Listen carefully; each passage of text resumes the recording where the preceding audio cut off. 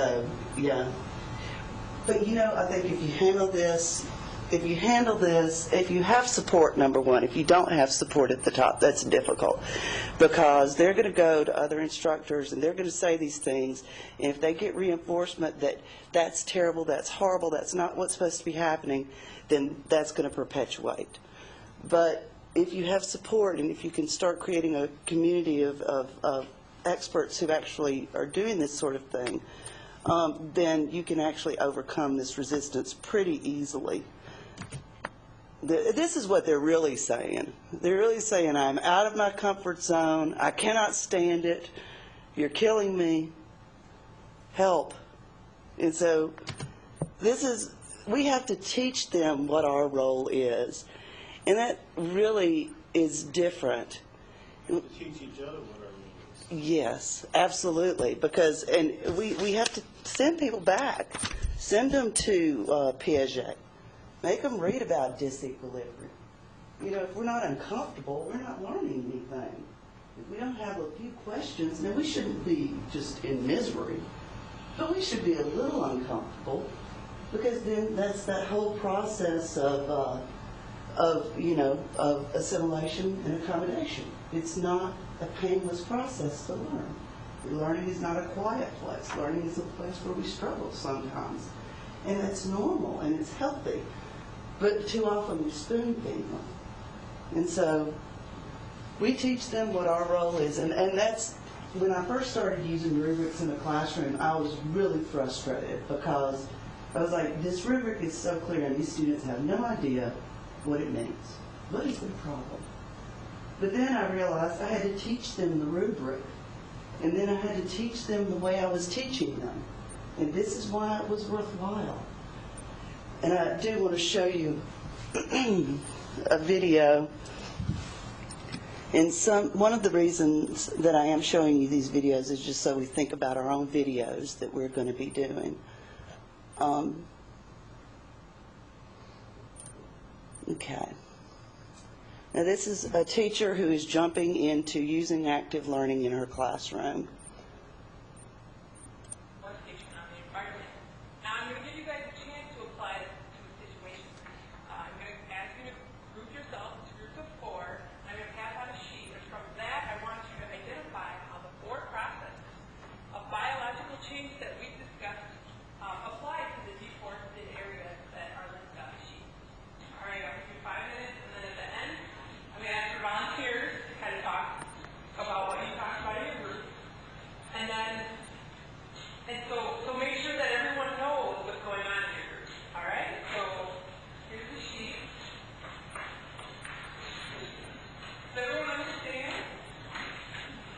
You ever seen those looks before?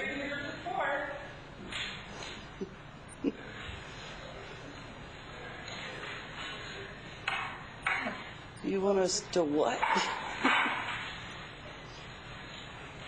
Is this an actual class or is this I think this is a dramatization. Although actual classes, it can be just that dramatic. Well, yeah. Okay, so she said, y'all get in pairs or get in groups of 3, and I want you to talk about this, and then I'm gonna ask for volunteers, and they're like, okay, that's not my job in this classroom, you know, and I don't appreciate you asking, by the way. So let's look at episode 2, and she sort of takes a more proactive approach, and she sort of teaches them what she's about to do. So that's the typical result of deforestation on the environment. All right, I'm going to let you guys apply this to an activity. I'm going to break you into groups of 4, and from the sheet that I'm going to hand out, we're going to identify how the 4 processes of biological change that we've discussed in the class today have affected the deforested areas that are listed on the sheet. You'll have 5 minutes, and I'll ask for volunteers at the end so that you guys can kind of hear what the other person is talking about.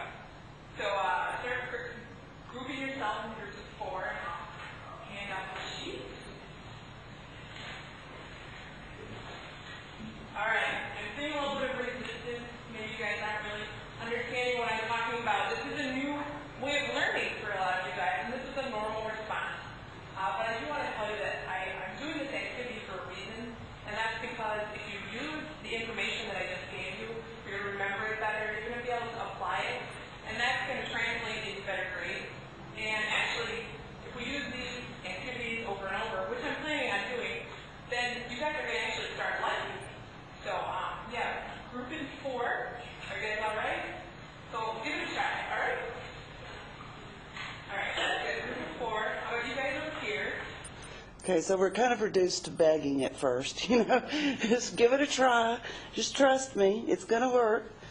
But you see the difference there. She sort of she has to cajole them a little bit. This is how. And have you done that with your students a little? Just trust me. I've actually been pretty amazed at how engaged they got and how quickly they did, despite lots of students. And maybe it helped that the group size was big. It was 10. That's good. Yeah, I was kind of surprised. So they've actually gotten more engaged and more into Yeah, it? actually today after a standard lecture, I had several students come and go, can we ditch this standard lecture and go back to doing the group stuff? I said, some people want that, some people don't, so we're going to do a little both. Yeah. Very good.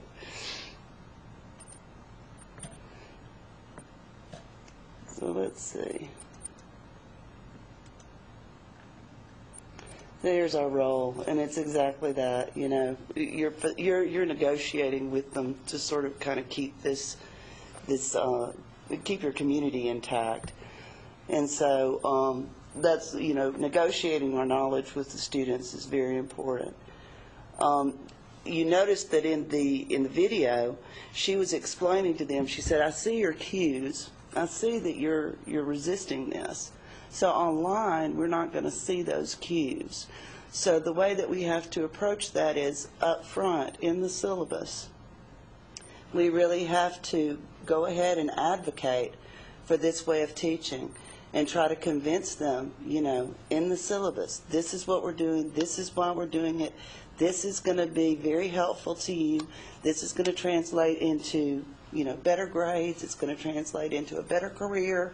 And so that's why we're doing it this way, and I'm always going to be fair with you." And I think that's all they want to know, is that we're going to be fair with them.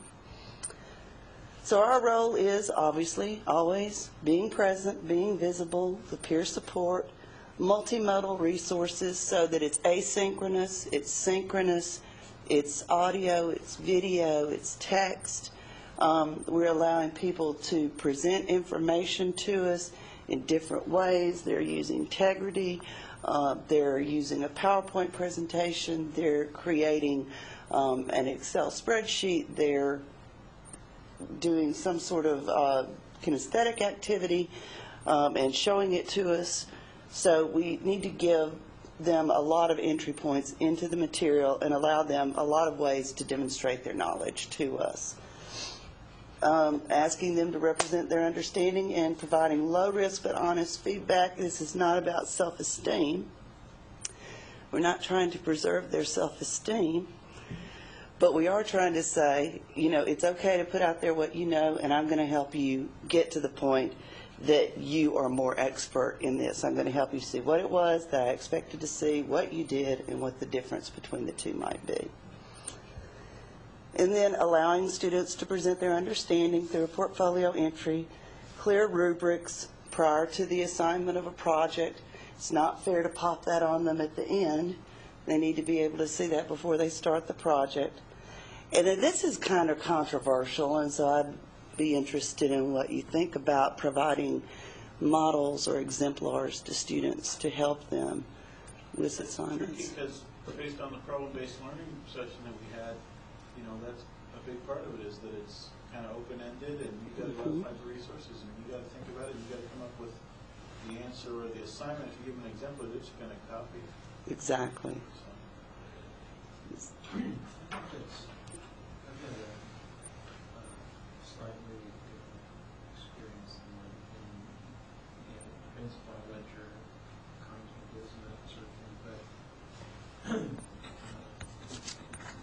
what I found is that when I give students exemplars, the kind of thing I'm talking about is, like I say, your task is to, your assignment is to write a research proposal.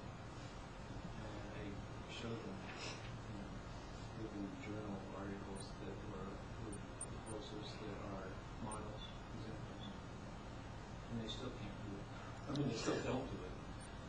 Because without teaching, they don't understand what it is about the model that is a model. Well, actually, I mean, some students do, but some students, they see, you show them a model with reproduce it. But even then, I don't think that's, I think that's still learning, because